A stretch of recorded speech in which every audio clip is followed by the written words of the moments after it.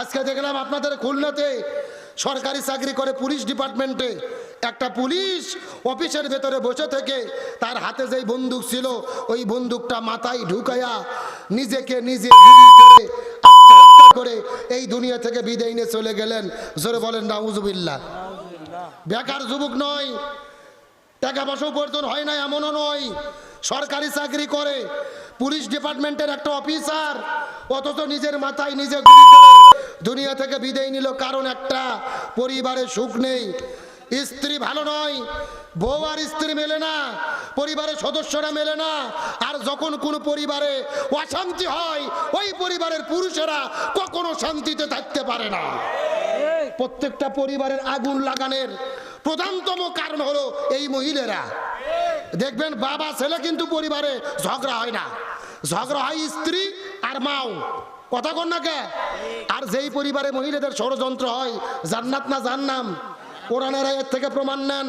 সূরা নিসার ৭৬ নম্বর আয়াতে আল্লাহ বলেন, ইন্না কাইদাশ শাইতানি কানা দাঈফা, শয়তান যেই ষড়যন্ত্র করে এটা হলো দুর্বল। কিন্তু সূরা ইউসুফের ২৮ নম্বর আয়াতে আল্লাহ বলেন, ইন্না কাইদা কুন্না আযীম, যেই ষড়যন্ত্র মহিলারা করে এটা হলো ভয়ঙ্কর ষড়যন্ত্র। শয়তান ষড়যন্ত্র করলে বাঁচার বুদ্ধি আছে, কিন্তু যদি কোনো মহিলা আপনার বিরুদ্ধে ষড়যন্ত্র করে বাঁচার কোনো উপায় নাই। এই জন্য প্রত্যেকটা মা বোনদেরকে বলি আপনারা ভালো হন।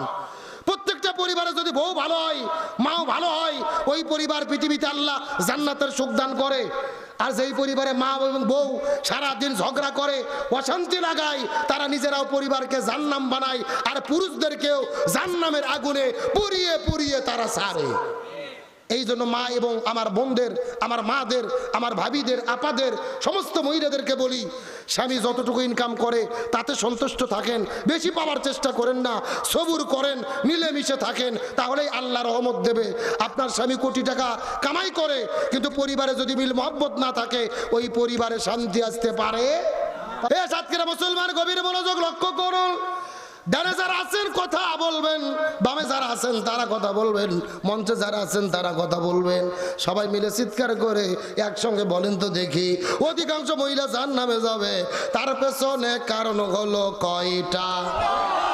আরো জোরে, জোর হলো না।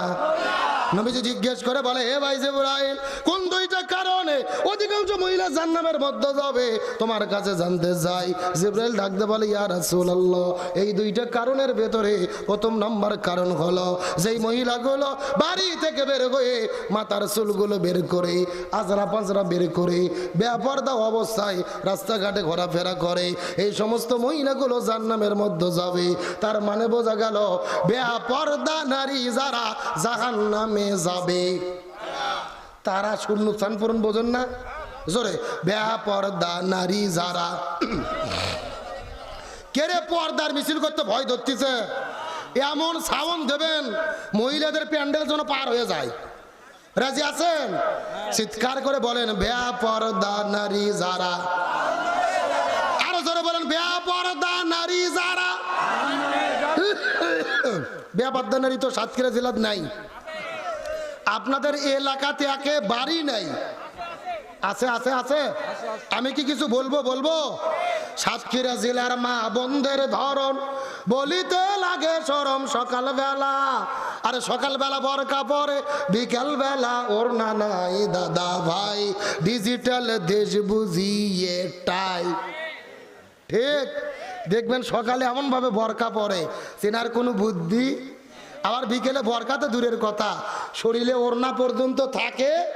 আর ওড়না যদি আমার দিকে তাকান, এদিকে তাকান, হাতের মধ্যে এরভাবে শুধু পেঁয়াজ চাই, পেঁয়াজ চাই, পেঁয়াজ চাই, একবার পেঁচিয়ে পেঁচিয়ে দড়ির মতো সেকন করে সাপের মতো মোড়াইয়া চকলেট বানাইয়া এই গলার মধ্যে দিয়ে পেছন দিক দিয়ে ফেলে দেয়। আছে না নাই?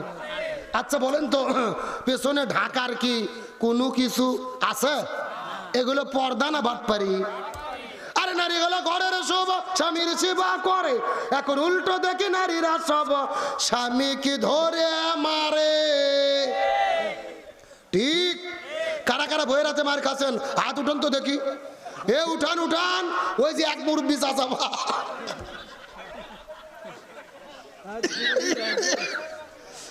শোনেন, হাসেন না। এক চাচা না, অধিকাংশ স্বামী দিনে কিংবা রাতে বইয়ের কাছে মার খাইয়ে বসে আছে, কিন্তু লজ্জাতে বলে না। কিন্তু আমাদের দেশে যেরকম স্বামীকে মারা বউ আছে, একই রকম বউকে মারা স্বামী আছে না নাই? এমনও স্বামী আছে বউ গরুর মতো পিটেই। কিসের মতো? হাতের মধ্যে একটা লাঠি নিয়ে বোক মারা শুরু করছে, বলছে তুই আব্বা না বলা পর্যন্ত তোর মার বন্ধ হবে না। বউ মার সহ্য করতে না পারে, বলছে আব্বা। পরের দিন ওই শয়তান হুজুর ফোন তো বলতেছে, হুজুর বউ তো আব্বা বলছে, ফতুও কি? আমি বললাম ফতুয়া পরে, আগে তোর বাটাম পাঠাতে হবে। তার কারণ বলেন তো, বউ কি মারা যাবে? কে বলে মারা যাবে না? বউকে কখন কখন মারা যাবে আমি বলবো? বউ যদি শরীয়ত বিরোধী কাজ করে, ইসলাম বিরোধী কাজ করে, জেনা ব্যভিচার করে, স্বামীর আনুগত্যের বাইরে কাজ করে, তখন বউকে মারা যাবে। এখন মারবেন কই কই? আমার থেকে কায়দা শেখেন। মাথা বাত, মুখ বাত, পেট বাত, পিঠ বাত, কোমর বাত, মাজা বাত, হাঁটুর থেকে শুরু করে নিচ পর্যন্ত। কথা কি বুঝেছেন? আর যেই বেত দিয়ে মারবেন, এই বেতের পরিমাপ হবে 1 বিকের অর্ধেক, মানে 1 মুষ্টি। এই ওয়াজ আমি গত 6 বছর আগে গাইবান্ধা জেলাতে করেছি।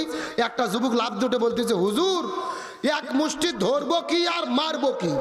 তখন আরেকজন বলতেছে, হুজুর ধরার পরে যদি কোনো মতো মাথা বার হয়ে থাকে, ওই মাথা দিয়ে ঘুতো দেবো হুজুর।